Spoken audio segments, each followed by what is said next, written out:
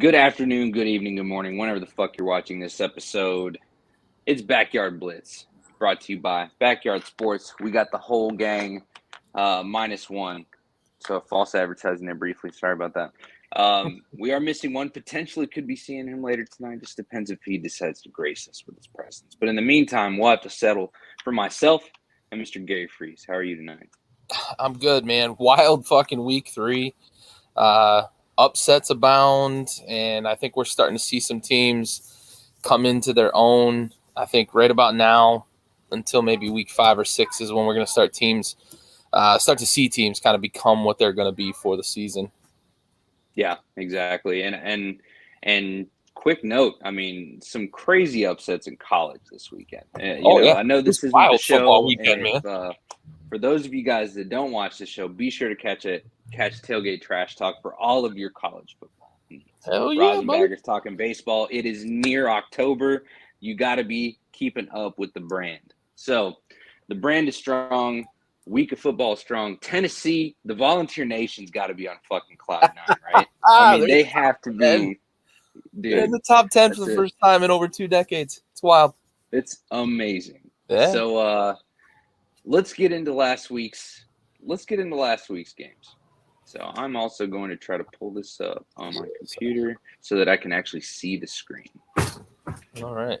Oh yeah, you're on your phone. A little tight on the phone, huh? A little tight on the phone. So, all right. So this week's records, I think I redeemed myself. Yes, you did. I covered some ground, so not still, in third on the season, but, had a good, strong week here. So let's get into the first one. Me and Andy at Cleveland, Gary Pittsburgh. I don't think either of these teams were a safe bet. Anything you want to add on to this one? I thought Pittsburgh's defense was going to be able to do enough. It's clear that Pittsburgh's offense is that bad, honestly, from this game. It's just a matter of time before we see Kenny Pickett. I know Mike Tomlin's going to hold off as long as possible. I think the Browns right now are kind of benefiting from a little bit of a soft schedule with Brissett at the helm. They're gonna look to, week 12 or week 13, I guess, game 12 when they get Deshaun Watson back. They're hold down the fort until then, and they've done a pretty good job at 2-1 so far. They probably could be 3-0 without the collapse against the Jets. So that's really the takeaway from this: is the Pittsburgh Steelers are clearly in a rebuild year. The Browns look like they might late in the season, if Watson comes back and can play and looks like the Watson of old. The Browns might be a team that can't be trifled with, can't be ignored. So, hey, Dad, how you doing? Thanks for joining again. Good to see you as always. Appreciate you. Yeah, it's just really hard. These are just a couple of teams who week to week you never really know what you're going to see. Especially, you got Trubisky at the helm there. There's things to work out, and we don't know if Trubisky's actually going to be good or not. So, I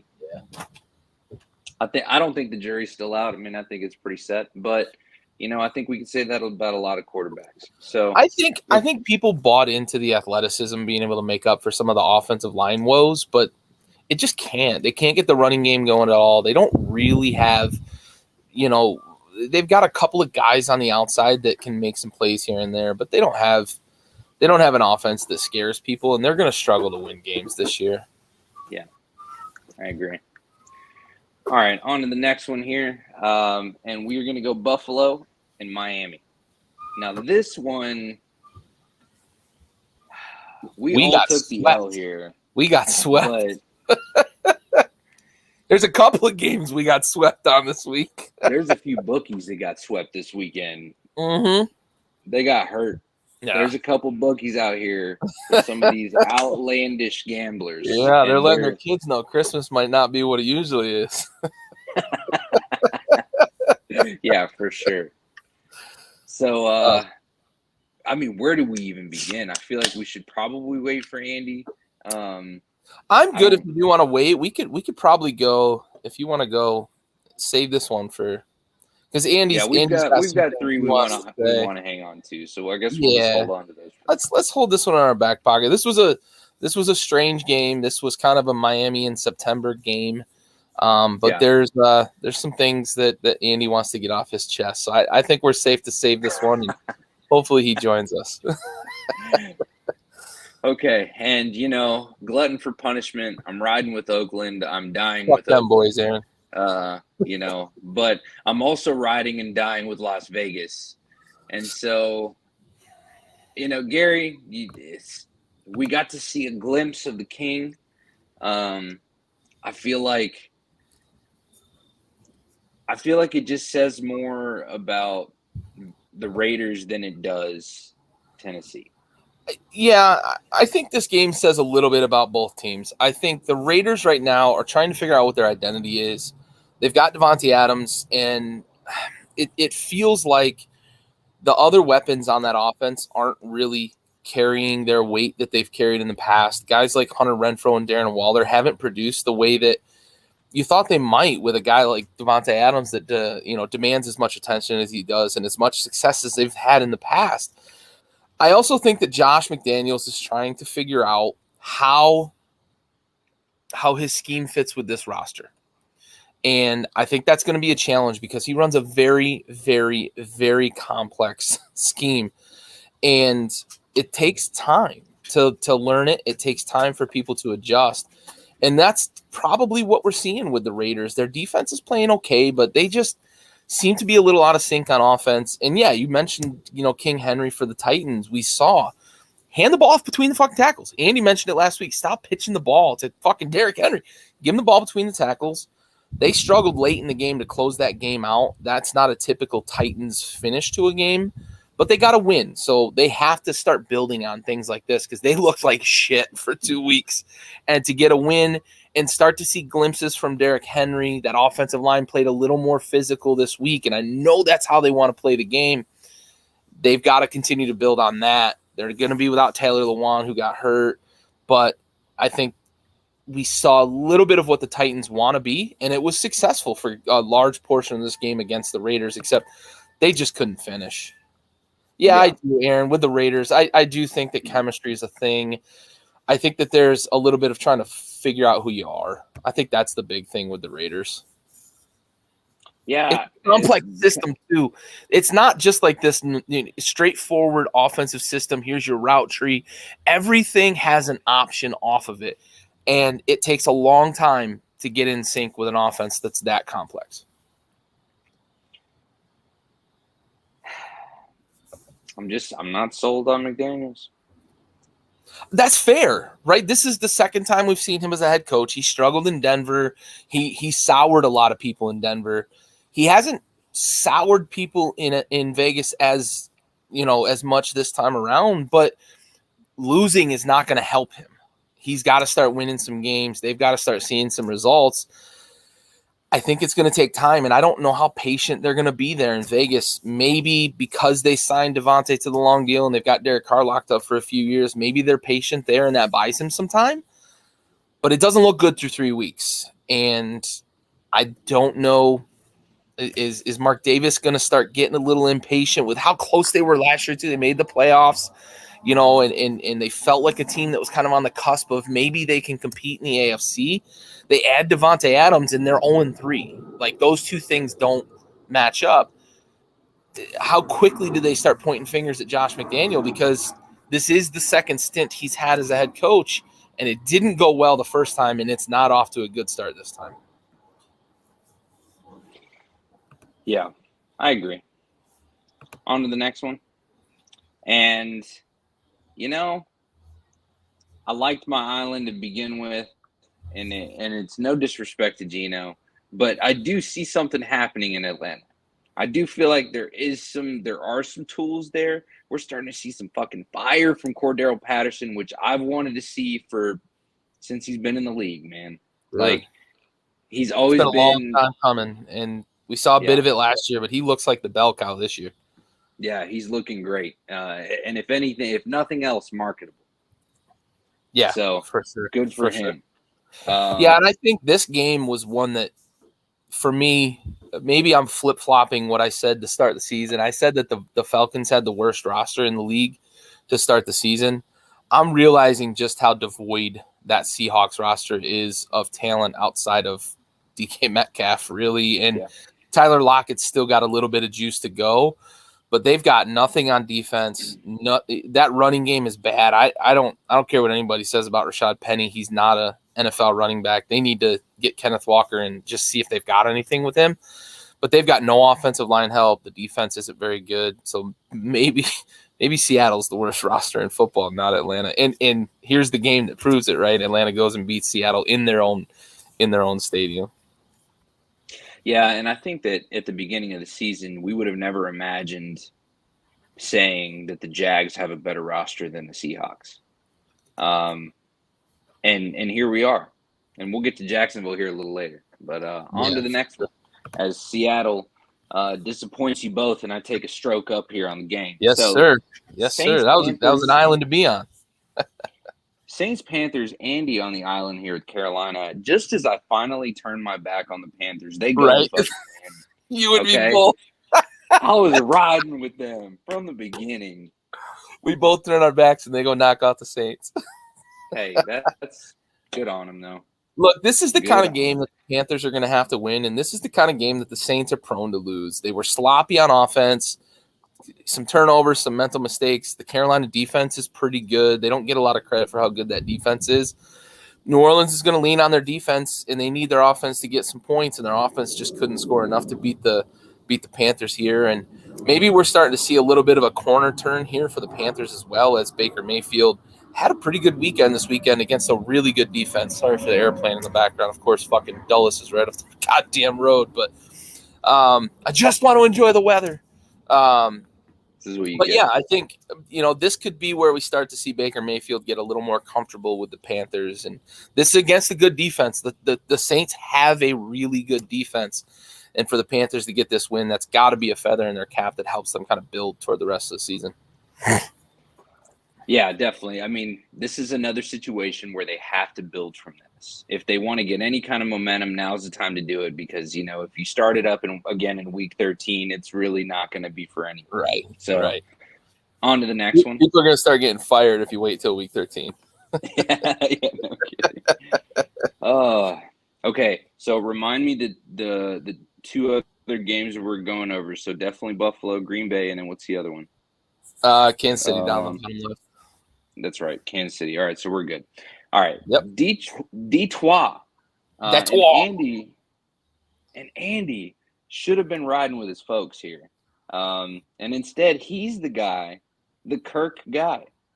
No. We had Kirk. He had Detroit. Oh, I'm sorry, I read that backwards. Yeah, Anyways, you're good. So good on him for dying. And kind of. I don't know. Yeah, his pick looked good for a long time in that game. Minnesota took a very, very long time to get going in this game. Detroit had a couple of opportunities to close it out and couldn't. This is one that Andy should have gotten right. And this is one, right? I said at the beginning of the season that I thought Detroit was a dark horse in the NFC to possibly sneak in as a wild card.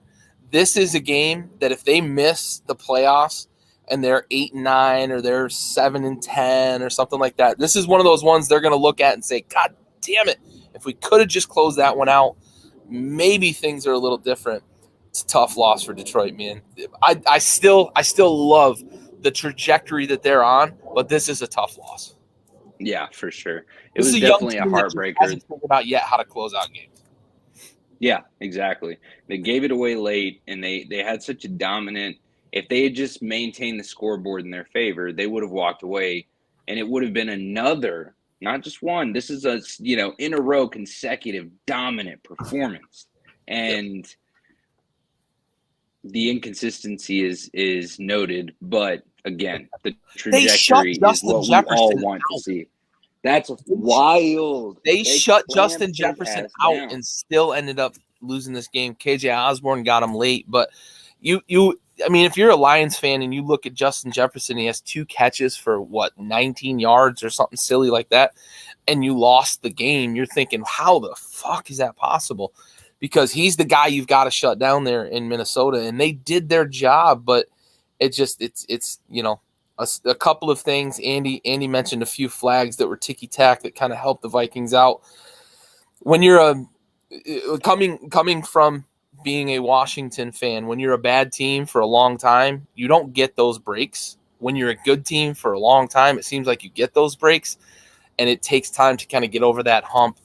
And I think that's really, with these flags that sometimes plague the Lions late in games, you just kind of see that. And it's weird how that works in the NFL, whether it's intentional or not. It just seems like when things are going good for you, you're getting breaks, you're getting the right bounces, you're not losing fumbles, you're getting flags, that extend drives as opposed to kill drives. And, I think that's a little bit of what Detroit dealt with here against Minnesota. Either way, look to see him bounce back this week. Yeah. Eagles, unanimous here against the Commanders. Commanders are in trouble. Yeah. It's terminal. It's time for a regime change. I've been adamant that Ron was the wrong hire from the get-go, and I think that the sentiment around the team is starting to shift. And I don't know that I trust in Dan. Like, I would never trust in Dan or this regime.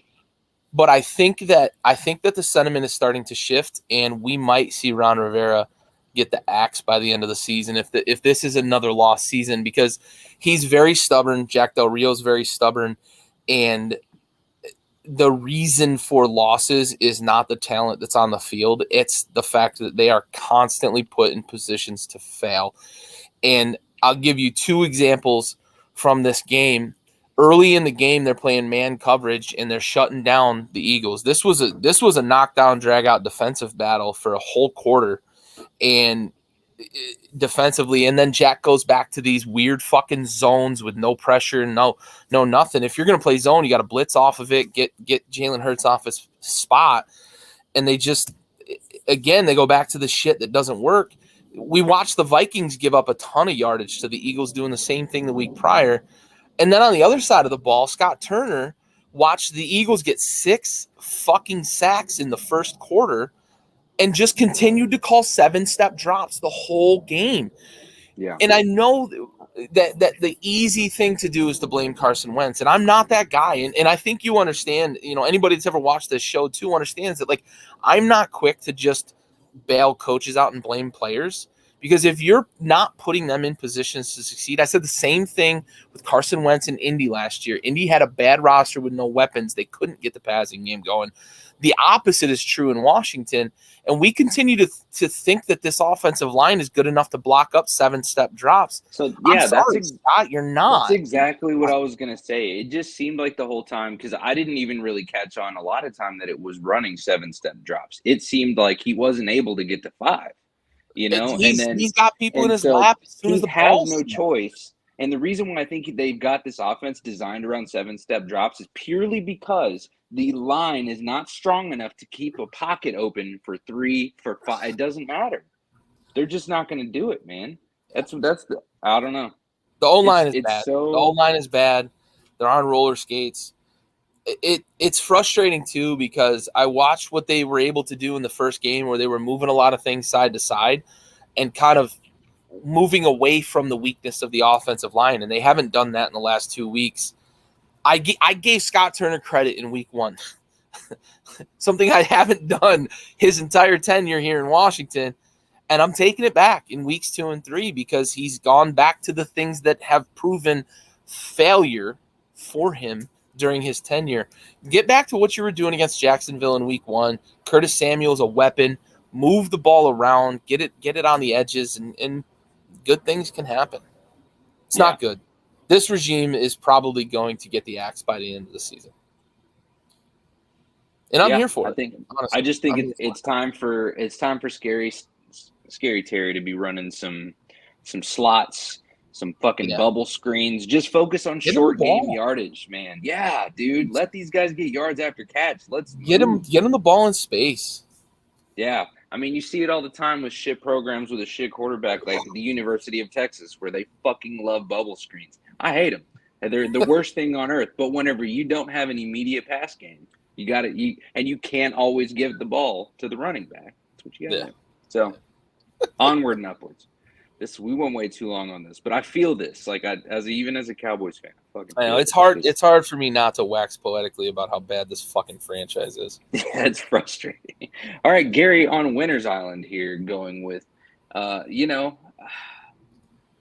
just been on the fence about this Green Bay team. I really have, and we will need to get into this a little later. So I guess we'll wait for Andy. My bad. Oh, you're good.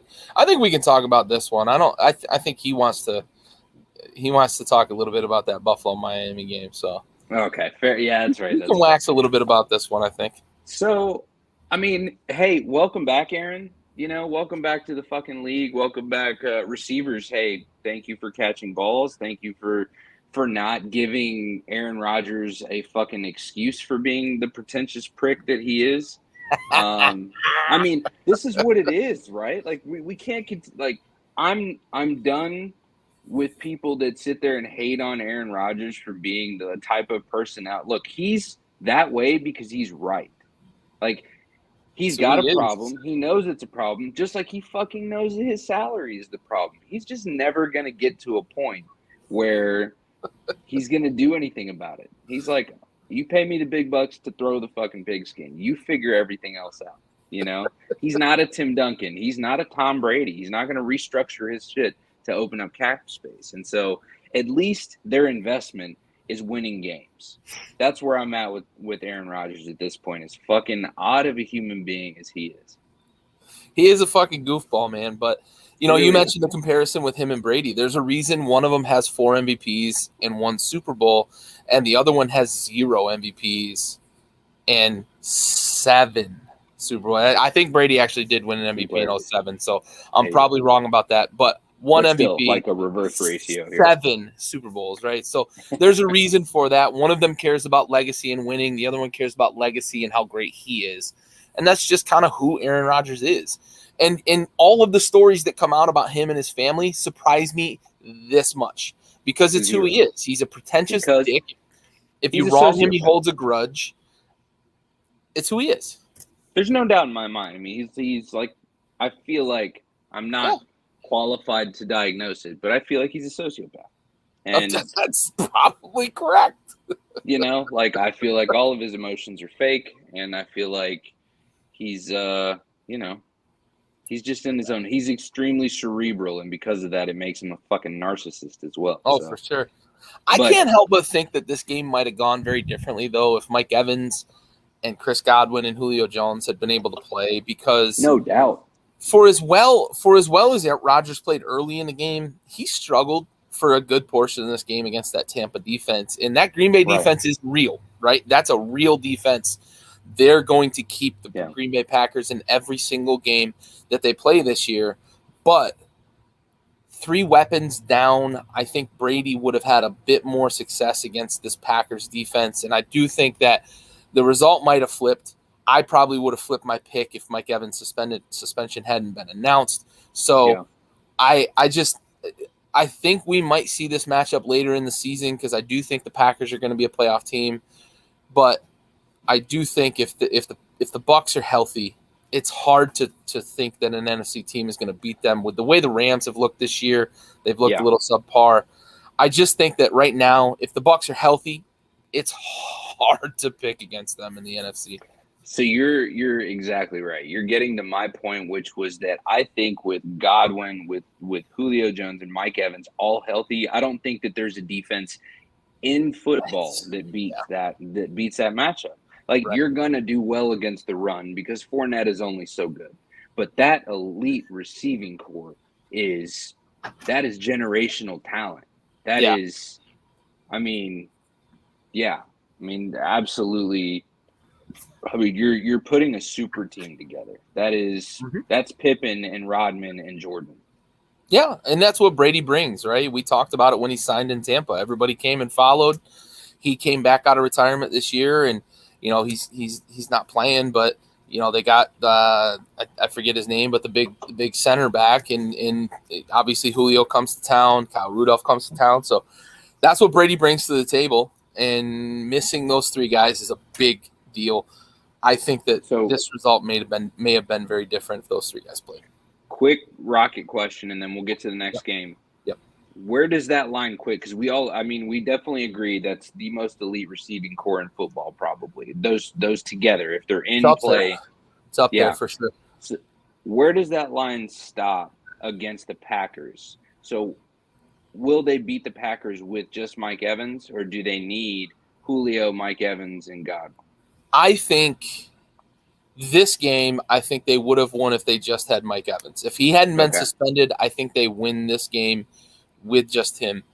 Later in the season, I'm going to reserve judgment for that, because if the Packers receivers start to mature, Christian Watson is healthy and actually catching the ball when he beats the Minnesota Vikings for an 80-yard touchdown on the first play of the game, I'm going to reserve judgment to see how that receiving core grows with Aaron Rodgers. But I do think that the line is, if Mike Evans played in this game without being suspended, I think that they win that game. It's probably a 20-14 win or something like that. I think they scored just enough to beat that Packers team, even without Godwin, even without Jones. I think just having Mike Evans back would have made a difference in that game. Yeah. I honestly think there's a few receivers in Green Bay that need to be playing some extra fucking catch. And while we're at it, I don't know how we do it, Jerry. I mean, put him up in the PJ, but go ahead and send CD Lamb down there as well, because sure, he redeemed himself late. We'll get to that in a second. I'm upset. Yeah. On to the next one. And Texans Bears. I don't think it was a stretch to go with either of these teams. I think that Andy and I probably just saw we had some faith in Fields, and probably had some maybe distrust in Houston. But I do feel like there was an eventual time where we were going to see the Texans kind of shit the bed, and I felt like this was going to be the week it happened. Yeah, that's fair. This was a coin flip, and I knew. It was chance. Yeah. I mean, I knew picking Houston, it wasn't a sure thing. It wasn't solid, but I just thought at home they might be able to get the win. Obviously, I like Fields. I've professed that here on the show. You have as well. We both like him, and if they can find a way to build some shit around him in Chicago, I think he's got a chance to win, because I like him. I like his skill set. I just thought Houston at home, Davis Mills has been playing pretty well. He had a really bad turnover late in that game that they could have gone down and scored. They were on one of those drives that could have been a game-winning drive. He throws a bad pick that ended the hopes there. But this was two bad teams that are in the building phase, and you just hope that these young quarterbacks get some help. That these teams put some help around these guys, because Davis Mills is a guy that wasn't expected to be a dude out of the 2021 draft with Lawrence and Jones and Fields and everybody, but Davis Mills, kind of an afterthought, been playing pretty well down there in Houston. Get him some weapons. You might have something there in Houston. I agree. I think that Houston is a lot closer than people think, for sure. Yeah. Oh, yeah. I think that's a and they may have an answer with Mills. They may absolutely have an answer. Yeah. And dude, imagine you get a guy in the third, I think is when Davis Mills went, or fourth even. Yeah, that's a great investment, dude. Right, exactly. And you hit a home run when you can get a guy. Look at what the Seahawks were able to do, because Russell Wilson was a good quarterback in the third round. You can build around a guy like that, put a lot of pieces around him, and actually build a contender. I think if Houston plays their cards right, they've got a chance to do that. There's your diamond in the rough right there. You just got to get them. Absolutely. I mean, look at some of the greats we've seen. They're not coming out of the first rounds. We just talked about the GOAT and went in the sixth round. I'm saying. Number 199. On to the next one. That'll be his age of retirement next. Sure. Baltimore at New England. New England losing at home. And, I'm not disappointed in Mac Jones. I'll be honest. I think he's a little underwhelming this year, but I think he's also not tooled and equipped to be anything consistently good. But going to Baltimore, I think there are a large amount of people that owe Lamar Jackson a fucking apology. Yep. There are a lot of people that owe this man an apology, and I will wait patiently to hear every fucking one of them because Right. that man is the real fucking deal and has been. And the injury does not define this man. He is not just a running back. Nah, this man's he's got a cannon. He's got wheels. He is the full package. I mean, this is our generation's Michael Vick, and I fucking mean that. And it's a pleasure to see. Welcome back. Yeah, for sure. And I think there's, still room for growth with Lamar Jackson, which is the most intriguing piece of it all. Absolutely. Because he's still young. He's still young, absolutely, but is still, even to this day, he's made improvements, but he still has some room for growth with his footwork and his navigating the pocket. I think his footwork will make him more accurate. Navigating the pocket will make him more safe. It'll make him more patient. It'll allow plays to develop. But also, he's really good at protecting himself. Even last year when he got injured, it was on a real freak play late in the game. They're desperate for a score. Guy ends up tackling him in the backfield on a pass play, not a run play downfield, lands on his foot awkwardly and hurts his ankle.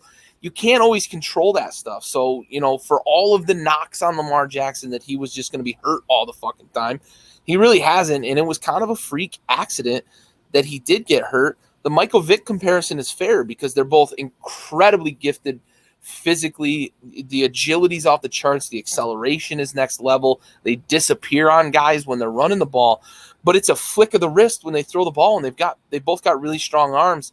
Lamar Jackson, I think if he works on his footwork, a la what Michael Vick did in Philly when he was with Andy Reid and really got his footwork under control and became a true pocket passer. We saw Michael Vick go from a guy that could throw it 100 yards, but he might miss you by 20, to a guy that could hit you in a tight window. And he beat some people up with his arm when he was in Philly because he wasn't the same guy running the ball that he was in Atlanta.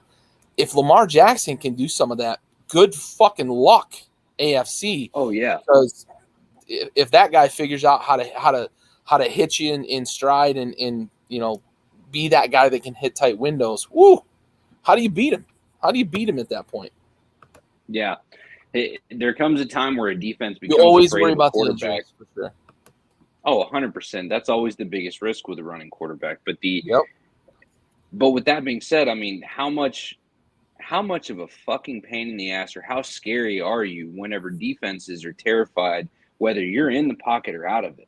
You know what I mean? You're a problem regardless. That is where, I mean, I pity defensive coordinators because that's, how do you defend that? You can't. How You do you don't have sleep the week before you play the Ravens? Honestly, as a defensive coordinator, how do you sleep?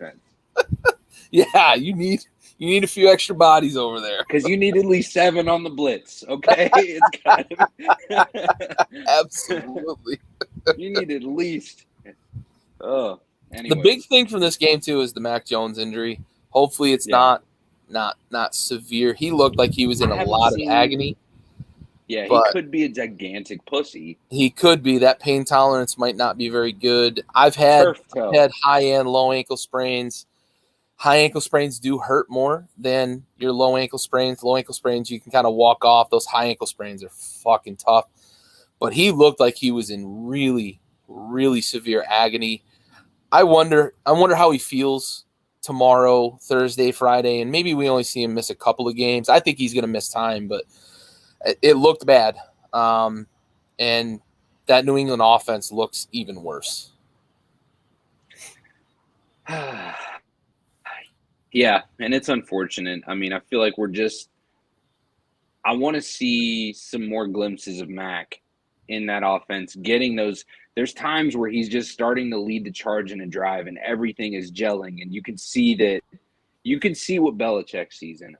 And then, now we got this kind of derailing it, and it is definitely unfortunate. But, yeah. This game was a slop fest, too. He made some really bad decisions in this game, too. That's what I'm saying. Like, it's little glimpses, man. And that's that's why I'm thankful for Red Zone, because it's able to cut out a lot of his not-so-great glimpses, Shout out Scott Hansen. That man's the GOAT. Oh, dude. Man. Locking up Predators and giving us highlights every fucking Sunday. Gotta love it. And then getting the shout out from Josh Allen. He's like, I watch, I'm not able to watch games on Sundays, so I'll watch Red Zone. Yes, sir. Facts. Hell yeah. On to the next one. All right. And so next we've got the Chargers against Jacksonville. And we're just wrong, you know? We got We're just swept. This wasn't close either. It was not. How was it not close? How was it that he didn't? The Chargers looked so out of sync on both sides of the ball. Joey Bosa got hurt. Joey. They've got Joey Nix on the Niners, but they look so out of sync. And Justin Herbert, the broken cartilage injury in his ribs, and he still threw the most passes of the weekend. Fucking insane. I don't know what, judging, if I had to judge off of this weekend, the Chargers don't look like a good football team. I expect them to bounce back, but it didn't look good. 38-10 against the Jags. Maybe the Jags are just for real, man. Maybe the Jags are just for real. And week 1 was kind of an anomaly when Washington knocked them off, but Jacksonville might be for real. They really might be for real. I'm becoming more and more convinced. But Doug Peterson might have already won Coach of the Year. I want to be able to, given the circumstances. You're right. Just following Urban Meyer is enough. If there was a most improved award, like that would be a pretty badass. Honestly, that would be. I would be down to have that kind of at least accolade of like most improved. Like, hey, you flipped a business, you flipped an organization. Yeah. You know what I mean? But. And I do want to qualify when I say that they might be the real deal. They might be a not below average team.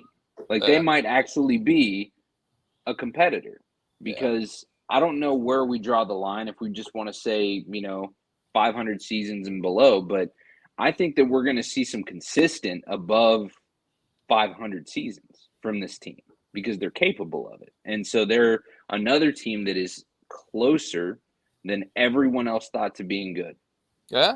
Conveniently, we got a nice little cap facts about them later. Yeah, absolutely.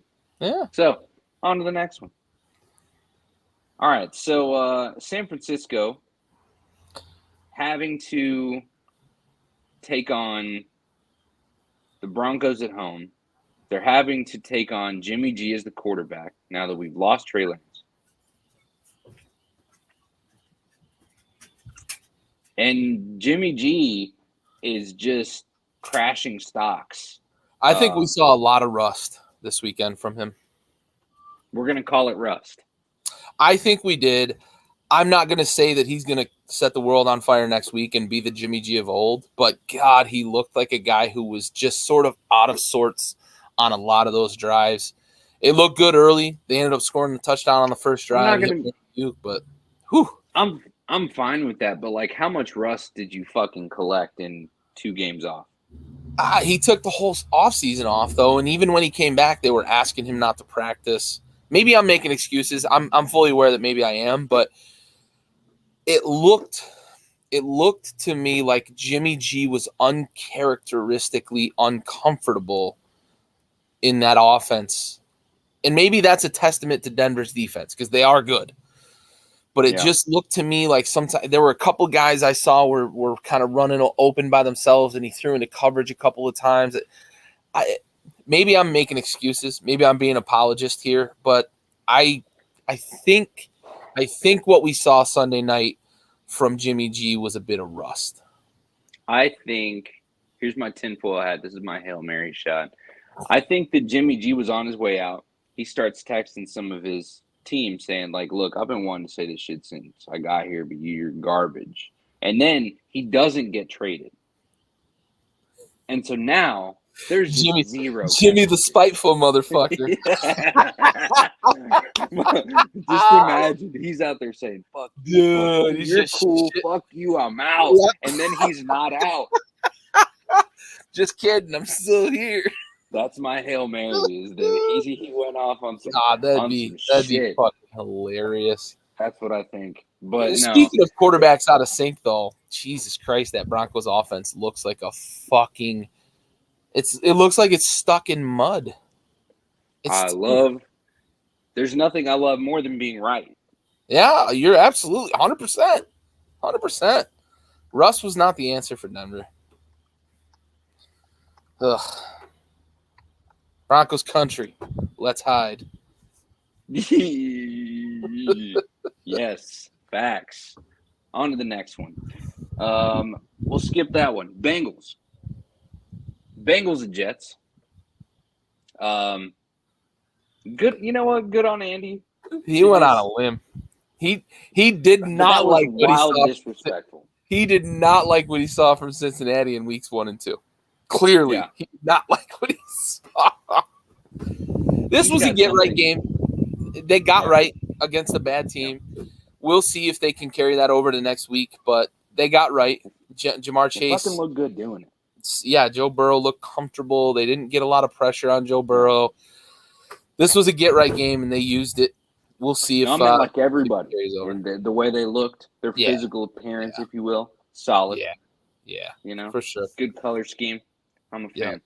They got right. On to the next one. Unanimous here as we're all.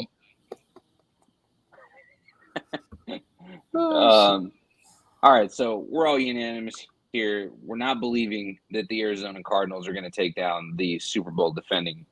No.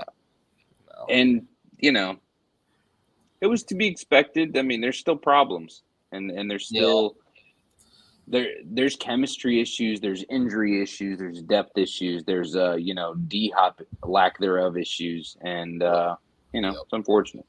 Arizona misses D-Hop very, very badly. Absolutely. And last game of the week, Monday Night Football, is the Cowboys managed to hang on to the lead and take down the Giants at home. So Andy didn't ride with the Cowboys this week, and I was honestly pretty surprised. I don't really know what he's ridden with the Giants all 3 weeks this season, if you remember right, though. I don't, and I don't understand what he's. And I get the bet against Cooper Rush. Oh. I get that. I get that completely. With that being said, this man fucking deserves some respect. He is a solid backup quarterback, and that's praise. I don't mean that offensively. He's not going to be a starter anywhere ever, but hey, he's going to pull it out. Well, I have a question for you. Why can't Cooper Rush be a starter? Maybe not the starter in Dallas, although if you try to say some shit along the lines of he's better than Dak, I don't know that he's better than Dak. I don't know that he's better than Dak, but I think that a guy that commands the offense like that doesn't bring along the fanfare of a Dak Prescott could be a good thing within that offense. I don't know. I like what I've seen from Cooper Rush, and I hate saying that as a Washington fan. I fucking hate the Cowboys, but he's poised. He's not afraid to stand in the pocket and stare down the barrel. He's not afraid to throw into tight windows, and he does a pretty good job in those tight windows.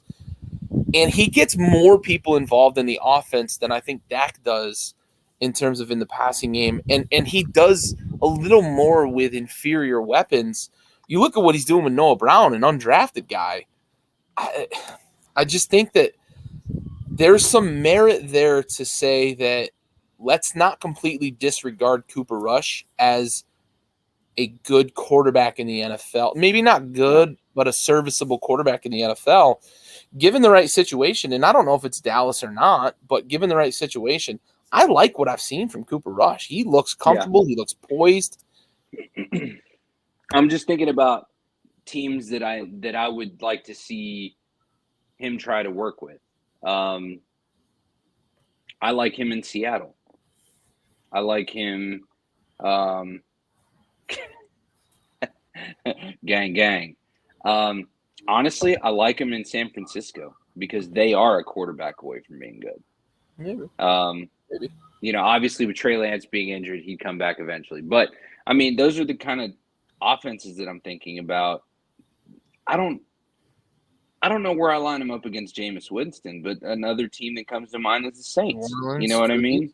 Yeah. How much longer are we going to see Jameis Winston at that helm since we're seeing what we're seeing for New Orleans? It's not been good. And we've already agreed that Taysom Hill is not the answer. The world agrees. I think he agrees that that's not the answer. Yeah. So he wants to be the Swiss Army knife, but he also doesn't want to be the QB1. Yeah. I don't know where, but I don't know that we need to. And maybe he is just a career backup, but he's 3-0, and it's not like he's beaten scabs. He beat Minnesota last year. He beat Cincinnati last week. Now, mind you, the problem Cincinnati was having last week, but he still beat the defending AFC champions last week. And then he beat the Giants this week, who, whatever they end up at the end of this season, were 2-0 coming into this game. Right. And it's still any given Sunday, especially in a divisional rivalry. I mean, there's all kinds of things that factor into the division. Records don't matter in those games. But he looks good. Yeah. I mean, that's I think that's the best praise I can give him. He's not looking like super elite in NFL standards, but he looks good. Right. So, all right. So I guess we need to go ahead and just jump into these. Yeah. All right. So Kansas City, all of us wrong here. And now the Colts, the fucking 0-2 Colts go into Kansas or beat Kansas City, game win at home. I mean, how we saw some drama happening on the sidelines. Patty Mahomes is not getting along with some staff members, and by staff member I mean singular. His fucking offensive coordinator, the guy in his year before the play. He's not talking about his QB coach. He's not talking to he's talking to his fucking OC like this. Yep. And then Coach Reed's having to grab Pat. Hey, come on, dude, let's get going. 0-1-1, excuse me. I beg your pardon, Yeoman. Yeah, this was a big surprise for the week for sure. What is happening? Honestly, I think this is closer. Matrix is what I'm thinking. Honestly, I think this is closer to what we should expect from the Chiefs this year. I think we saw a very fortunate Patrick Mahomes against the Chargers. We talked about the dropped picks last week. I don't know that they scare defenses, and what the Colts really did was they played 4 to 5 deep. They challenged them to take things at the line of scrimmage, and for a good portion of this game, they were taking things at the line of scrimmage. And any fantasy football players out there, Clyde Edwards-Helaire is like top 5 right now, fantasy running backs, because they've been giving him those carries. But as the game went on and things started to get tight, Mahomes wanted to try to push things down the field, and they don't have the horses to push things down the field. If they're not going to be patient, I don't know that they're going to win as many games as maybe they think they should. And we saw that. The disagreement about going on fourth, the disagreement about play calls here, play calls there. He and Bieniemy are not on the same page right now. And it's sort of surprising to see, because we've seen Eric Bieniemy become a head coaching candidate because of his success in Kansas City. Right. This doesn't look good to me. If I'm a Chiefs fan, I'm worried. I'm worried about what came out of this game and how that relationship mends itself. I think that I do want to. They need to just make him the fucking workhorse. Honestly, fucking Zeke should be the change of pace back. Well, he needs to step into the role of fullback, which he is building up to. Sure, yeah. And there's nothing wrong with it, but it just means we've overpaid. Yeah. And it is what it is. He's past his peak, and that's okay. But Pollard is a real deal. Is he an RB1 anywhere else? I think Pollard's an RB1 in a lot of places in this league. Yeah, I do. Interesting. All right, so going back to Kansas City, I feel I'm definitely obviously with the drama, but to say all of that following this loss, which was tough, no doubt, but they've looked good game 1 and 2. They've done well. to say that this is not the glitch in the matrix, and to say that the first two games of the season is. Well, let me ask you a question. If I Asante just feel like you're Samuel, banking a lot of weight on the loss of Tyreek, and I'm not saying that it wasn't a tough loss or a big loss to the offense, but Pat Mahomes is still Pat fucking Mahomes. but let me ask you this question: If Asante Samuel holds on to the 2 picks that one got called back on fucking, and the other one got overturned on review, and then they dropped a pick 6, and they dropped another pick in that game. If just 2 of those get held onto, they lose that game, and we're looking at a 1-2 Chiefs team coming off this loss. Yeah. Am I that crazy with that statement, or is it because they were able to beat the Chargers that now my statement looks a little more outlandish? And I'm okay with that. That's fair.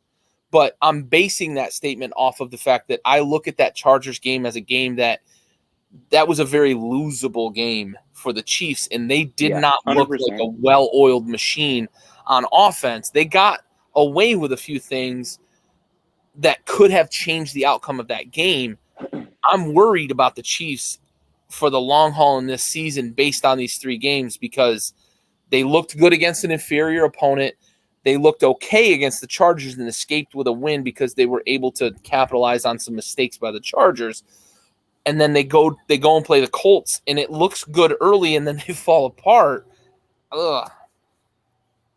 I mean, ultimately, the loss of a reliable deep ball guy is going to be impactful because it's going to restrain your offense, and it's also going to make it easy on the defense. That's one of the most critical guys that they don't have to fuck with anymore. But I also believe in the kind of quarterback that I saw Pat Mahomes like at Texas Tech, where he had deep ball guys, but this man was perfectly comfortable inside of a 20, 30-yard pass. And he was consistent. He could scramble. He can move. He can throw. I'm banking on his ability. I am banking on the receiving core that he does have, because he does have veterans like Juju. He does have Edwards-Helaire, and he does get a lot of touches. But I do believe in Andy Reid, and I think that they have some rust to shake off. But it's not necessarily rust. It's just they've got to fine-tune, because they've lost a huge integral part of their offense. Yeah, they've got to adjust, that they'll, for sure. But this is one game. Like, I don't, and I'll give you the Chargers comment 100%. There was definitely some bad reads. There was, I think you could argue one of those interceptions was a bad read. You can argue another one was just a straight misfire. That was 100% on him. What the fuck were you thinking? But even that was one game. You know, I don't necessarily bank a lot of what happened. I don't think a lot of what happened this last Sunday was on Pat. That's fair. I just think I think the difference in perspective between you and I on this is that I'm calling it 2 games and you're calling it 1, with the fact they're 2-1, right? And I said that. That's fair. Yeah. That's fair, that if you look at it, that they're a 2-1 team and they had a bad game. I worry about what I saw in the Chargers game on top of what I saw in the Colts game, because for sure. He got away with some bad shit in that Chargers game that I don't know that he's going to get away with it all year. They used to get away with it because Tyreek Hill was just screaming down the field open by 20 yards and Mahomes could just loft it out there. They don't have that anymore, and it's going to be a challenge for them, I think. Agreed. Yeah, Corey mentions Kenny Galladay. That dude is a fucking thief. Dude got paid. And can we just talk about the announcers taking time to point that out? Yes. During the game. Yes. They happen to bring it up. I love Joe Buck and Troy Aikman because they pull 0 punches. People can bitch about Joe Buck and Troy Aikman all they want. They aren't trying to fool fucking anybody. I appreciate that. Honestly. Right. I do too. I feel like it is kind of funny watching Troy. I do agree that there is, I'm sure if someone was to run stats on this, they would see that Troy is probably proportionately worse or harder on the Cowboys fans or on Cowboys than he is any other team. However, You win Super Bowls with a fucking team, you expect to see a fine product, and you're not seeing it personally invested. Okay, so I'm tired of Cowboys fans, and this is just a quick PSA to Cowboys fans because I love you guys out there. We're out here, all right. It's not our year. Just let you. It's still not our year. Don't hold the chance, but not yet. But Troy is going to shit on us, but it's because he loves us, man. It's we're getting picked on because he loves us. God damn it! And then it's very different than Romo. It's spiteful though. I mean, it is spiteful. Mad. It's very different than Romo, and it's very different than Herb Street for you college football fans when he's calling an Ohio State game. They are not at all. They don't veil their love for their teams. The Mahomes thing, I'm not sure. That might be a little bit of it, but I think the love that Mahomes gets in the media, I think he gets enough. I don't know that that's it. I think he wants to do things that I don't know that they're capable of in the offense, and I think that's sort of what maybe Bieniemy was trying to tell him. Yeah, 100%. Want to finish up with Buffalo here? Yeah, let's just do it. Let's just rip the Band-Aid off. Listen, we all took an L here going over the Buffalo game, and Senior, cover your ears. I'm sorry. What happened in South Beach? They showed up, too. I saw the video. It was like 2-3 blocks of nothing but Bills fans. Bills Mafia was out there. Bills Mafia travels well. Swing.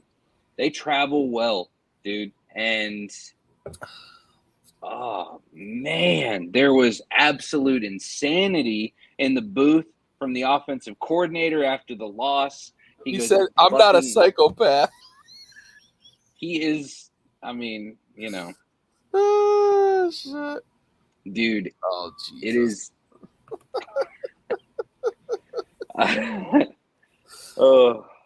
Yeah, what is going on? I think this, of course, is an anomaly game. I think credit still needs to be given to Miami. They won a game. They won a tough game against arguably the hardest competitor to beat in the AFC. They won it at home. Tua, hope you get better soon, bud. That was nasty. Watching that collapse was scary as hell. Look, he should not. I have a huge problem with that too because he came back in the game. That is unacceptable. Like, look, I'm glad you got the victory. And they tried to say it was a lower back injury, and I don't like that. With all the win is going to make it okay now, and that's bullshit. Yeah, it's not. He should not have been back in that game. This man collapsed on camera. Yeah. After you watch his head bounce off of the turf. Yeah. We've talked about this many times on the show about the NFL not giving an absolute fuck about its players, and this is a prime example of that. The fact that man was allowed to jump back into that game and get behind center is an absolute fucking travesty for player safety. Yeah. So I want to address what my dad asked here. And I'm going to say that two things can be true in this game, right? Two things can be true. The Bills were depleted, both by injuries and by the weather down there in South Beach. Miami in September is an absolute nightmare to play in. The Patriots always struggled as well. Even during the Brady run, the dynasty, they struggled in Miami in September. Those AFC East teams, they hate going to Miami in September, right? So that can be true, and Miami's a good fucking football team, right? Yeah. Like, Miami's a good football team. They've got a ton of fucking weapons. Their defense is playing well as we saw them in 2020 and as well as we expected them to play in 2021. And we're seeing growth in Tua. Right, and Tua, absolutely. He's a guy that he's able to find these weapons, puts them in positions to succeed, hits them in stride, gives them room to run, and we've talked about that several times. Let your playmakers make plays, and that's what Tua does. So those two things can both be true. And I know I'm going to speak for Andy on this because I know it's what he was pissed about all week. Bills fans, you don't have to make excuses.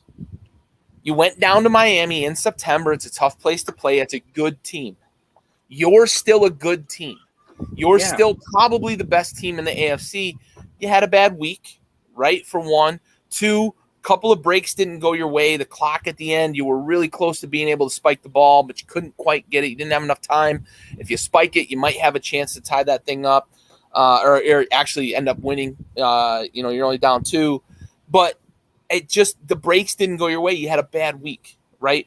But what Andy's mad about is a lot of fans back home, especially in our circle of kind of friends or acquaintances, are out here saying like, oh, you didn't beat us, you stole the game, or you didn't beat us, you survived us. Tua still sucks, yada, yada, yada.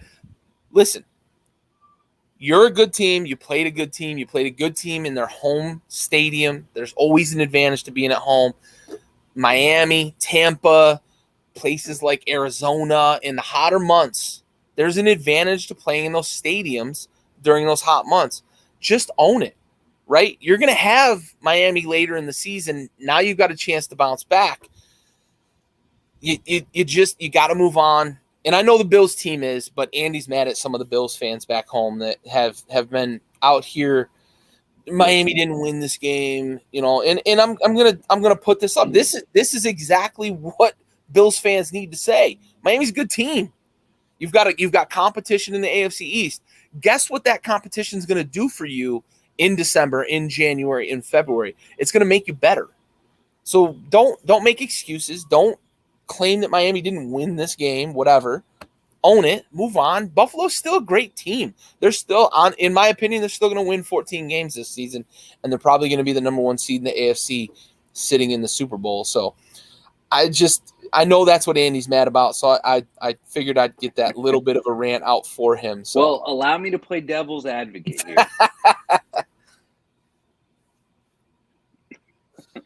Yeah. Not Tua. Oh. Say the whole thing. Tuiningamaluapa Ola. I don't know. I'm so lost. Dude, those Samoan names are fucking tremendous. Oh yeah, tremendous. They start throwing the fucking apostrophes in there all wild and shit. Oh yeah. I've never seen so many apostrophes followed by a vowel. It's right? Just weird. Absolutely. It's tremendous. And to hear the pronunciation of them too, it's so eloquent. It's amazing. Yeah. It's like amazing. The state fish of Hawaii is Huma Nuka Nuka Pua, or just we call it the triggerfish. The triggerfish. That's it. You could have just said that, my guy. Yeah. All right, so devil's advocate real quick. One, this is absolutely an anomaly. I think for the Buffalo offense, the offensive coordinator, everything that happened, I think that they were underprepared for a formidable opponent. And I think that they got outmatched, but it wasn't anything that they can't adjust to, and I don't expect them to go into this week and lose. I don't. I think that Miami has proven to the world now that they are underrated. Yeah. And I think that with all of that being said, when we see the Buffalo fans get in their feelings and start trashing the Dolphins, saying Tua isn't that good, I can speak for the Cowboys fans that I see on the regular doing the same shit every week. Your insecurities. Listen, we have been really bad for a long time. So when we're good and then we're not good all of a sudden, it makes us insecure. And it's a little PTSD-ish. Or we're just like, we have to lash out at our feelings, and it's emotional immaturity. Let me ask you a question, right? As a football fan, do you want to lose to a bad quarterback? No, not once. Then why would you after a loss say, Tua still sucks? You suck. It's emotional immaturity. You lost the quarterback. Right, exactly. So there's no, to me, it's unnecessary to kind of take that stance, take that route. I don't know. Yeah. Bills fans, your team is still probably the best team in the league. They're still my favorite. It's a tough week, man. Miami's a fucking nightmare to play in. They are still my favorites to go to the Super Bowl this year. So, butt punt was pretty fun though. Yo, that dude has a bruise the entire length of his taint. Oh man, yeah. He got that ball rifled right up his ass. That's the highlight of my week, dude. That's the highlight of my fucking week. Andy saying that. Oh my God. Oh, it's too much. Anyways, yeah, we know for sure that this man has an absolute lacerated taint from ball sack to fucking He's in a balloon bad, knot. bad way. He's in a real bad way. Oh, goodness gracious. So, how are we going to do this next? Do you actually have your laptop on you? I am impressed. Can you can you move on to our salute to service? Fair enough. We're going to get to the most important part of our segment. You're muted. I'm just going to go ahead and intro it. So we're going to get over to the most important part of our segment, and that is a part of our show. Every episode we have, being a veteran-owned podcast, is dedicated to a fallen service member. Myself and Gary being Navy veterans ourselves, and this part of our segment is called our salute to service. So we'll jump into that here as soon as the transition is ready. It's okay. Tell you what, since we're doing it live, maybe we should just my mouse locked up. You got it or no? I can't get to it because of my Fair enough. We'll do it live. So, this week's salute is going to go to Army Specialist Alan Nolan, who passed away September 30th, 2004, serving during Operation Iraqi Freedom. He was 38 years old from Marietta, Ohio, assigned to the 660th Transportation Company, Army Reserve, Zanesville, Ohio. He was stationed in Zanesville, Ohio, and then he passed away September 30th at Fort Sam Houston, Texas, from injuries sustained September 18th when his convoy vehicle struck an IED and then came under small arms fire in Balad, Iraq. Army Specialist Alan Nolan, we have the watch.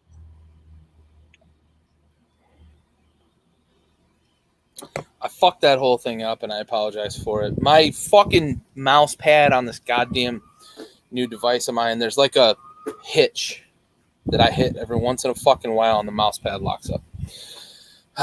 User error. Well, I apologize. Most important fucking segment, too, and I fucking blew it. Yeah. Well, Specialist Allen, I'm sure, is pissed right now. He should be. So this was his call to fame. Listen, when we get to Valhalla,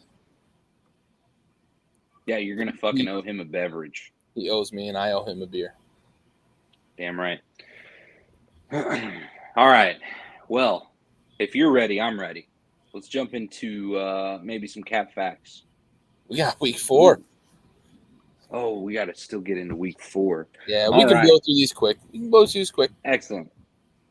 All right, so Dolphins, Cincinnati at home. Andy's on the island going Miami. I think that this is probably a fair pick for the Dolphins as well. They're going to have some serious momentum going on the road, going into Cincinnati, bit of a weather change, and probably pretty fortunate that Miami's getting the fuck out of Florida. But yeah, tough go for Tampa Bay right now because they're about to get plowed for the first time in a couple of decades. So looking pretty nasty down there. But Bengals, me and Andy are on the train here for them to win at home. Me and you are. Andy's got Miami. Me and you are. It's my bad. Yeah. Yeah. I just this has the signs of being a letdown game for Miami for me, and I like that Cincinnati got right last week. I think this is going to be a bit of a shootout. This could get in the 60s maybe, but I've got Cincinnati here. Do we want to change?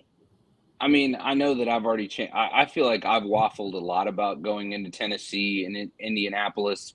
I'm not sold on Indianapolis. I think that was just an absolute fucking travesty of a game last week that allowed them to win. So that's why I've chosen Tennessee. Are you still under the same impression here that Tennessee's on the uptick and that was an anomaly win for Indianapolis? I think it could be a momentum builder. This, to me, is kind of a 50-50 game. I still like Derrick Henry against the Colts here.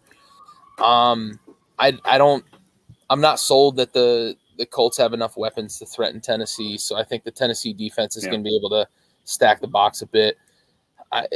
This is going to be a one-possession game, probably going to come down to a last minute. If it's a field goal attempt, that goes one way or the other. Yeah, that's fair. On to the next one. Buffalo on the road in Baltimore. I was really, really surprised that this was unanimous.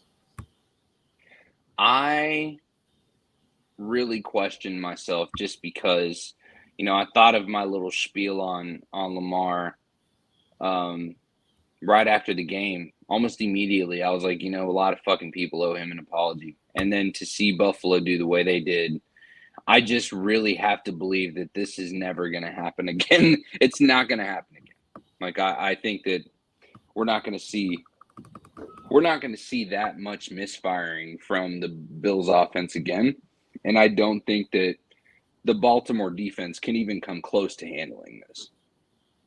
What this boils down to for me is that Baltimore has like the 30th ranked, I think, pass defense.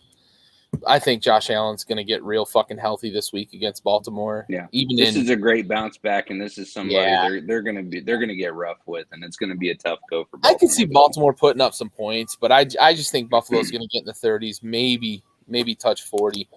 And I think we're going to see a gassed out Baltimore defense in the third quarter, and they're just going to open her wide up. Yeah, I think so. I think that's exactly how I feel. On the next one, Broncos on the road in Las Vegas, and we are all unanimous. Two absolute shit shows, soup sandwiches for organizations this year. And he picked Denver to fucking win the Super Bowl. Picked Denver to win the Super Bowl, which I wish you were here, Andy.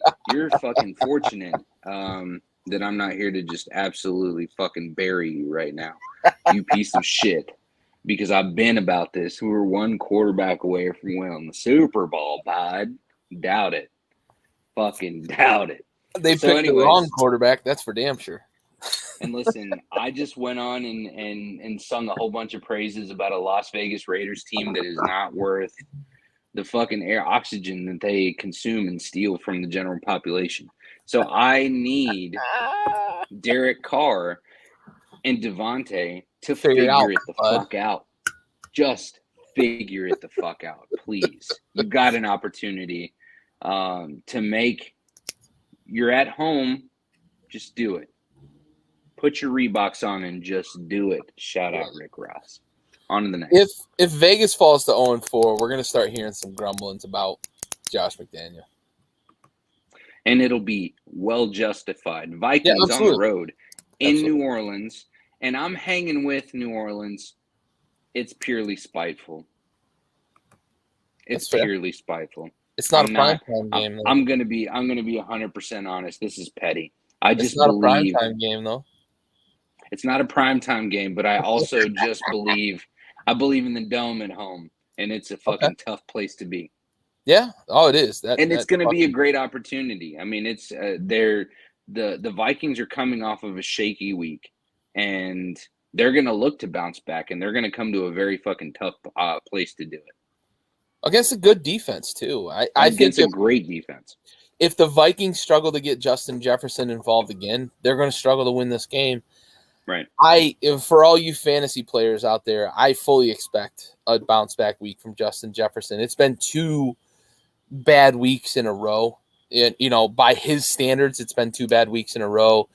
I think that they're going to do everything they can to get him going. And once he gets going, it feels like the offense, even more than maybe Dalvin Cook, the offense kind of feeds off if he hits the end zone and hits the gritty, it seems like that offense really feeds off that. It's that gritty energy. Bears on the road in New York. You got the island here, bud. Loss. I got the island, man. I'm riding this Justin Fields train, and I'm with it. Honestly, I really am. I feel like after this past weekend, I feel like I don't feel any different. It's going to be really up to whether or not that Chicago defense can contain Saquon. I was close, and what I worry about is that. I worry about Saquon. I worry about the Bears defense. Roquan is good. Roquan Smith is a very good linebacker, but they don't have a lot outside of that. They lost their kind of interior threat with Akeem Hicks.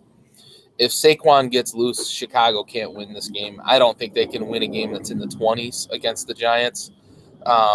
So if Saquon gets loose, this is going to be trouble for the Bears, and that's why I went with the Giants. But this was another one that was kind of a coin flip for me.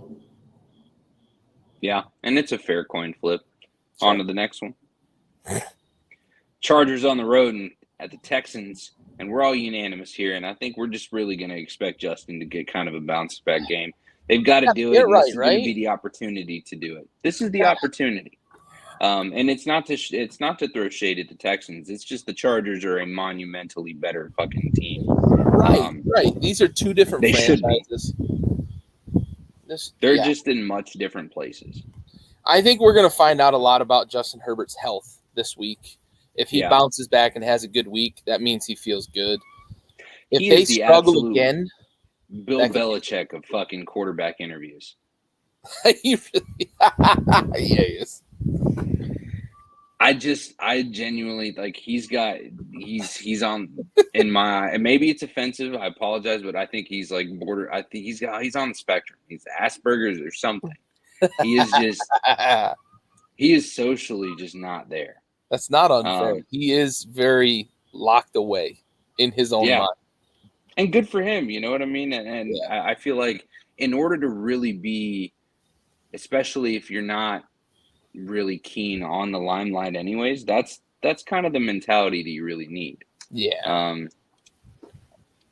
All right, so on to the next one. Arizona on the road at Carolina. And Gary's on the island with Carolina here, which is funny because, like, again, I figured if anybody was going to be on the island, it would have been. Andy's flip-flopping some shit on us. He had Carolina last week on the island and got it right. And then he goes against Carolina this week. Against the worst team, I think. And and honestly, I waffled hard on it. I just don't. I'm glad that Carolina's starting to figure it out, but I don't think that it's going to be sustained. And I think that we'll see Arizona figure something out before Carolina becomes good. I think that Carolina's got a little something going. I think Baker's starting to get comfortable. I just don't trust Arizona. That's my thing. Yeah, and you can't. That's what Arizona team's going to run out on the field is a coin flip. This pick, for me, right, why I made this pick, this says a lot more about Arizona than it does about Carolina. Absolutely. Yeah. 100%. All right, and now we go to a division rivalry here. Commanders in Dallas, all unanimous here. And, there's not really much to talk about here. And I'm not trying to be cocky or an asshole about that. Things aren't going good. Yeah, Aaron. got a little win here, and I'm getting some some touches I don't want for sure.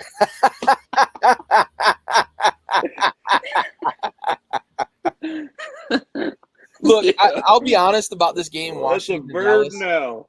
Yeah, right. I almost picked Washington because doesn't this feel like the most just Washington and Dallas game where Dallas is starting to feel good about where they're at with Cooper Rush, the defense, yada yada. What's that? I will fucking exit the chat, and by the chat I mean life. Like, doesn't it just feel like one of those? It's the most NFC East thing that could fucking happen. I almost picked Washington because it just feels like when we get in these games, Washington and Dallas, and it doesn't matter who's on an upswing and who's on a downswing. The team that's on the upswing will lose. Sunday, dude. Right, will lose to that team that's on the downswing. In this rivalry, it just feels like that. The scales are always level on these fucking rivalries. It's crazy. It's crazy. And for that reason, I almost did going Commanders and Cowboys, but throw the records out the window anytime they play. Every time. It's weird. I wouldn't be surprised if Washington goes and wins this fucking game, and we're asking the question next week, like, what the fuck happened? Yeah, exactly. Yeah, not the same kind of difference. Well, Yeah, not the same kind of difference as Buffalo, Miami, but yeah, definitely. So Yeah. Jags on the road in Philly, The and 2-1 Jags against the 3-0 Eagles. things that I thought I wouldn't hear this year. Aaron, that's the Um, perfect way to put it. Trap game. Trap game. yeah, Perfect way to put it. I waffled very hard on this game. So hard. Yeah. So hard. I was full Belgium. Yeah, and I just don't believe. I'm not 100% on Jacksonville yet. I do believe that the Eagles are a good team. I believe that people need to still chill the fuck out about Jalen Hurts, Yeah. but again, they're doing great, and I think that they're going to do well in the NFC this year. As far as securing the division, you know, I'm making it starting to to week believe one of that the playoffs. the Eagles, I think, are going to win this division. To be honest, I'm Yeah, starting to believe. I think it's more an indictment on the rest of the division as much as it is an endorsement for Philly. I'm on the island this game with Jacksonville. I think that Jacksonville's going to learn some lessons from Minnesota and Washington, and yeah. we're going to see pressure off the edge. They've got some decent with Walker and Josh Allen there, the other Josh Allen in Jacksonville coming off the edge. I think they're going to be able to get some pressure. I think they're going to learn some lessons from it. And if they weren't taking notes, they fucking fucked up.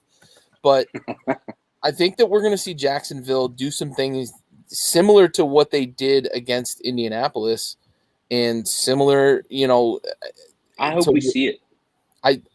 I think we're going to. And I think that Jacksonville offense is starting to figure out what their identity is.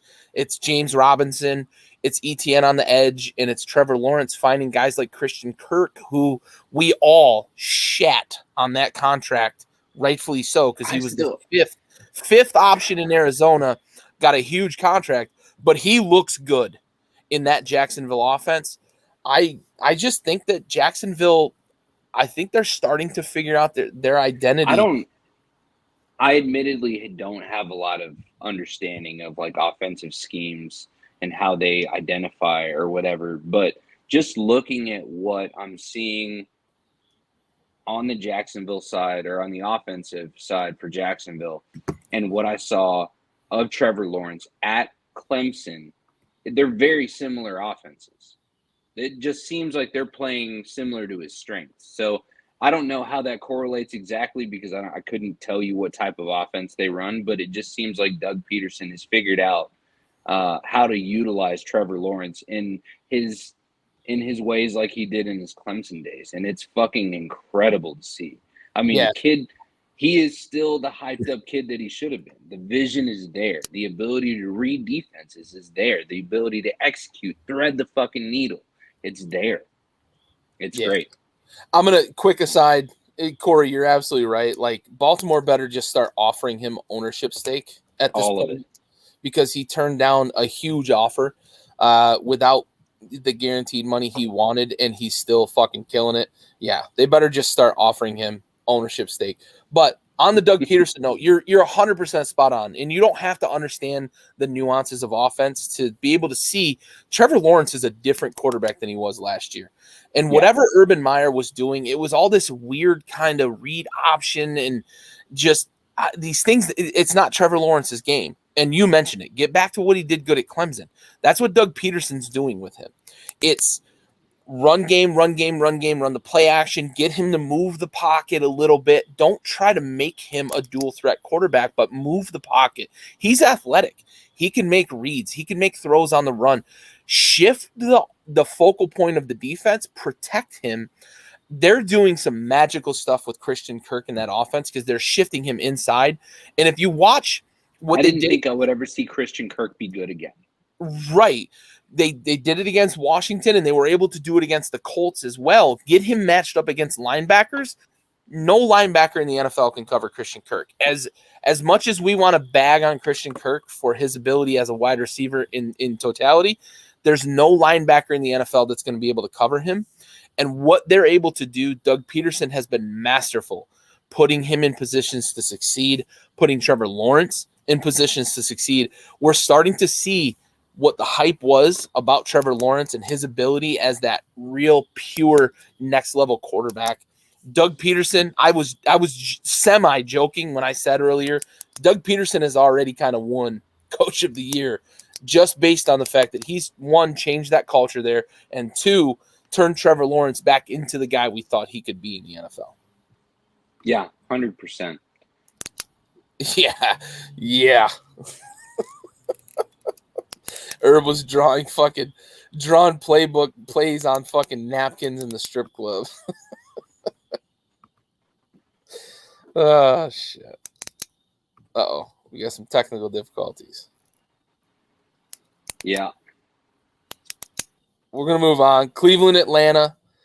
You guys are on Cleveland. I'm on Atlanta here on an island. I just don't like what I see from Cleveland, really. All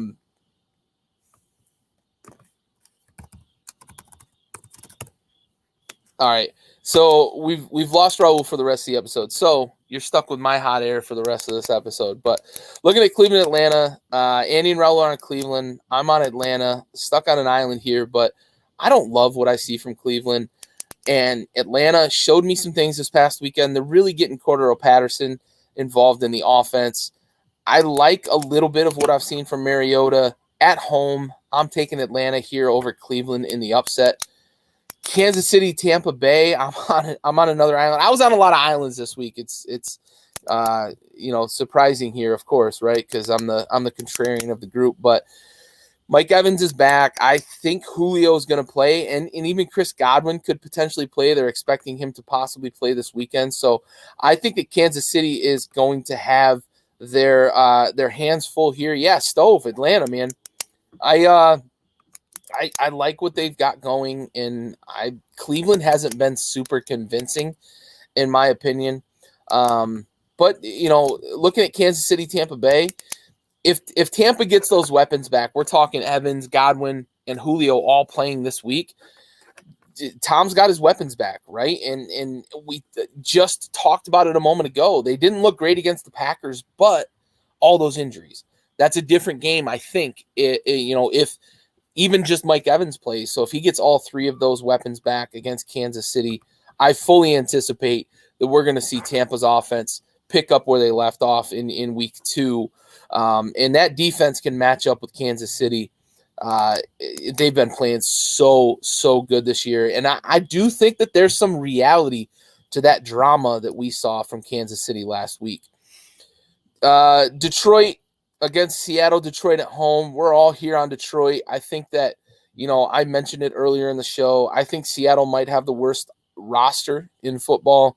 I guess in the poop bowl, if you will, against Atlanta last week. Atlanta looked a bit better than Seattle. So give me Detroit at home. Give me Detroit bouncing back from a tough loss, a game they really shouldn't have lost.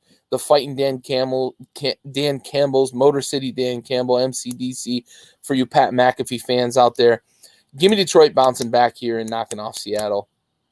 I'm on an island here with the Jets. I don't love Pittsburgh. I don't love what I saw from the offense. I don't love what I've seen from the defense with the injuries. They looked pretty bad against Cleveland. The Jets look like they're on a little bit of a trajectory, potentially upwards if Joe Flacco can play a little better football this week. I do think that the Jets can knock off Pittsburgh here.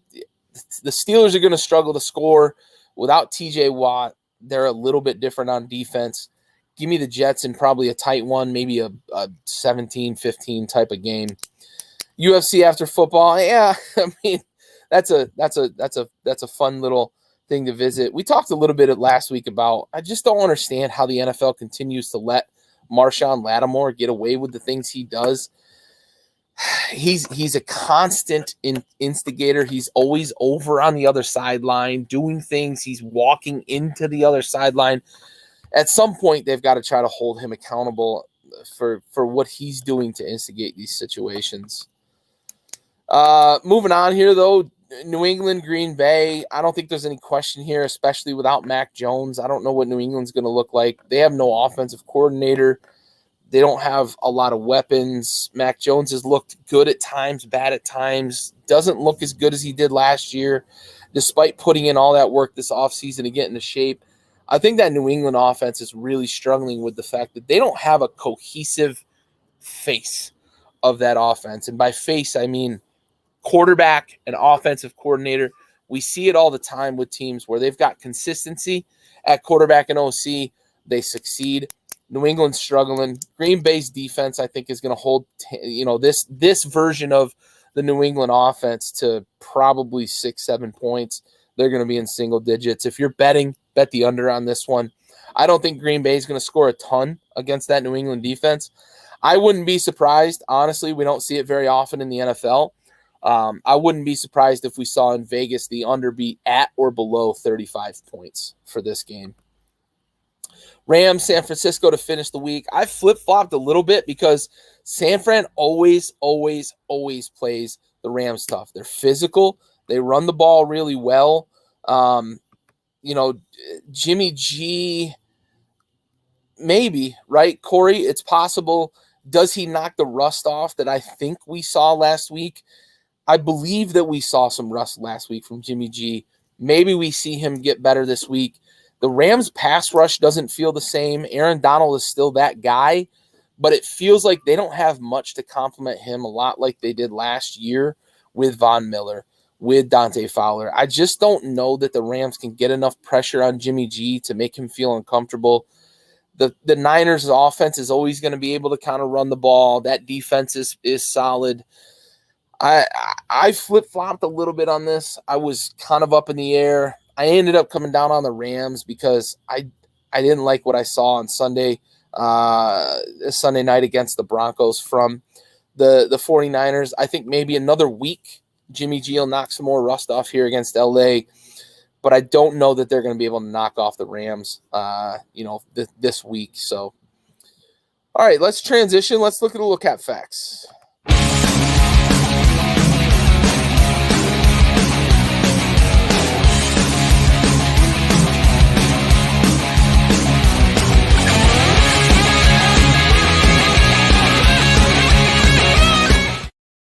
All right, first question here. This is from our resident member of the family here, Josh Stovall. Big Stove says, Capper facts, the new version of the Pro Bowl is worse than the previous. He was a little more colorful with the language. I wanted to kind of fit it on a banner, but he said essentially it's bullshit. I kind of like the new version. The Pro Bowl was always kind of bullshit to me. If we do away with it, I'm fine with that. Right. But in this iteration, let's just see these athletes just kind of show off and show us how far they can throw a ball, what how accurate they can be with it, how fast they can run, how high they can jump, those sorts of things. The week-long quote unquote extravaganza to me is too much. Don't try to be the NBA. Keep it to a couple of days. If you want to play a flag football game, the old celebrity flag football game was fine. Bring back some legends maybe and play some sand, beach flag football or beach two-hand touch, whatever it is. Don't try to be the NBA. That's my biggest complaint about it. But I do say that it's cap that it's worse than the previous version because to me, nothing can be worse than what I used to see in the Pro Bowl. And nobody really tuned in. So I tip my cap to the NFL for trying to do something different. I don't know that the week-long festivities is going to do it. I think it's a money grab, of course, but I just don't know that it's going to be better in that iteration with the, week's worth of activities. Next one, another one from Big Stove. Capper facts, Russ, let's ride. Wilson is washed. Absolutely. I didn't think that it was a good trade for the Broncos to begin with. I thought giving up Noah Fant especially was a problem for them. Pete Carroll said it after week 1 when Seattle knocked off Denver. He said, this is a locker room. Yeah. The Pro Bowl has been a joke for a long time. So it definitely, I think anything is an improvement. I just don't know that I agree with the week-long festivities. But back to Russ Wilson. he's washed. He's not as good as I think he's been given credit for in previous years as well. But the other thing, I want to continue to make people aware of the fact that there's not a lot of options on the outside for Denver. Sutton's fine. Judy's fine, but they're not elite level guys. And what I've seen from Denver through 3 weeks is a reluctance to trust the run game, but also an emphasis on trying to get Russ's stats and prove maybe that the trade wasn't as bad as it was. They're throwing the ball in situations that they should be running it, and they're trying to be too cute. Nathaniel Hackett's trying to appease, I think, Russell Wilson. And I think we're starting to see potentially why Seattle got tired of his fucking antics, because he's just not a guy that can carry a team. And, in Seattle, they started to see that down the stretch. Once the Legion of Boom went away, once Marshawn Lynch was not there anymore, Russ wasn't a guy that was going to carry a team to the promised land. So, as good as that Denver defense is, as close as they may have thought they were, Russ Wilson wasn't the answer in Denver, in my opinion. Capper Facts, since he's all white uni is the best uni for 2022, best new uni for 2022. That thing is fucking clean. If you haven't seen it yet, Google that shit. I should have had a picture ready to go. I thought about it earlier and then never followed through. But that new all-white uniform that Cincinnati's going to have Thursday night against Miami, ooh, that thing is sick. I'm thinking about buying a jersey and maybe even a helmet, splurging a little bit to hang it up, maybe in my man cave. I'm not even a Bengals fan. I do like the Tiger King, but that thing is so clean. So for me, this is big facts. That thing is fucking sweet. Capper Facts, the Jags are a legitimate playoff team, and I wanted to have everybody on. We've had some things come up here, but they are to me. What I've seen from them so far, the AFC South is not great. We had kind of an overreaction last week and talked about them winning the AFC South. I think it's seriously legitimate possibility that the Jags might win the AFC South because they are playing sound defense, and Doug Peterson has Trevor Lawrence playing really good football, way better than what Urban Meyer had going last year. It was such a joke that they hired Urban Meyer in the first place. I'm so glad that they made the decision as quick as they did and moved on so that they didn't ruin this kid. Trevor Lawrence looks like he's comfortable under Doug Peterson. It looks like Doug Peterson's got a good plan for Trevor Lawrence to grow him, to mature him, to make him successful, right? Put him in positions to succeed, play to his strengths. They're doing some good things there. The Jaguars are going to surprise a lot of people for the first half of the season, and then we get into the second half, and it's going to be like, maybe this Jags team is pretty damn good. I hate giving any former Eagles coach credit, but Doug Peterson's done a damn good job so far in Jacksonville with Trevor Lawrence. Next one, Cap Facts. Raiders finished under 500. Unfortunately, I do believe this is true at this point. I've been a believer. I love Derek Carr. I love the fact that they picked up Devontae Adams, but there's something off there in Vegas, and it might be the Josh McDaniel experience. His offense is complicated. It really is. We talked about it a bit earlier in this episode. Offense is very complicated. Everything has options off of it. I think it takes time for them to adjust, and I think it's going to take longer than this first season. I hate to say it, but I think the Raiders might be a top 10 pick next year, which might be good for them in terms of adding talent to that roster, but it's not going to be good with the fact that they went out and spent all that money to get Devontae Adams, all that, and then, signing Derek Carr to a long-term deal as well. It's going to be a struggle for them this year, but man, it's disappointing because I thought the Raiders were going to be a contender this year, and especially in that tough AFC West. Last one here for Cap Facts. Jimmy G will be a starting quarterback in the league next year. I do think this is true. I think I know where the destination will be. I'm going to speculate. Ron Rivera and his crew is going to be out in Washington. Carson Wentz is going to be all of his cap hits going to be off the books next year. And I think that a new regime is going to come into Washington and see we've got some talent outside of certain positions that we can build around. We've got great wide receivers. We've got a pretty good running game. If we can just put some pieces in place, we can be successful here. I think Jimmy G is going to be wearing the burgundy and gold next year. And, whoever that new coaching staff is going to be is going to benefit from having a veteran quarterback starting for them next year. Jimmy G's too good to be sitting on the bench. I know that the Niners thought that they were going to get young and have a guy for the next 15 years.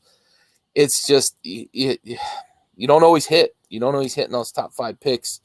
I think they're going to go Trey Lance route next year. They restructured Jimmy G's deal so that he's going to be able to get out of his contract at the end of this season, and he's going to end up somewhere, and I do think it's going to be a starting role, and I have a sneaky suspicion it's going to be in Washington next year. All right, let's finish up with the last couple segments here with Damn K, and congrats, Brian.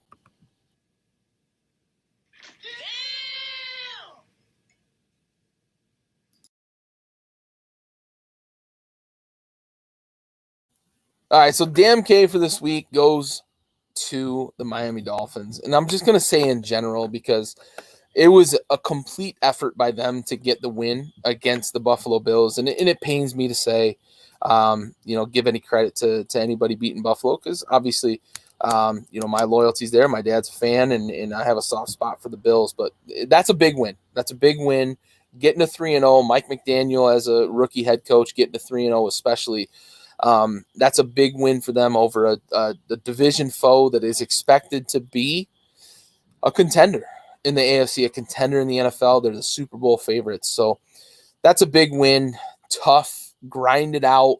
Buffalo had a chance late to maybe take kick a field goal and potentially win that game, and time ran out on them. So, that's a knockdown. That's a slobber knocker, drag out fight between Miami and Buffalo, 2 division rivals. That's a big win for Miami. And for that, I say, damn K. All right, let's finish up here with congrats, Brian.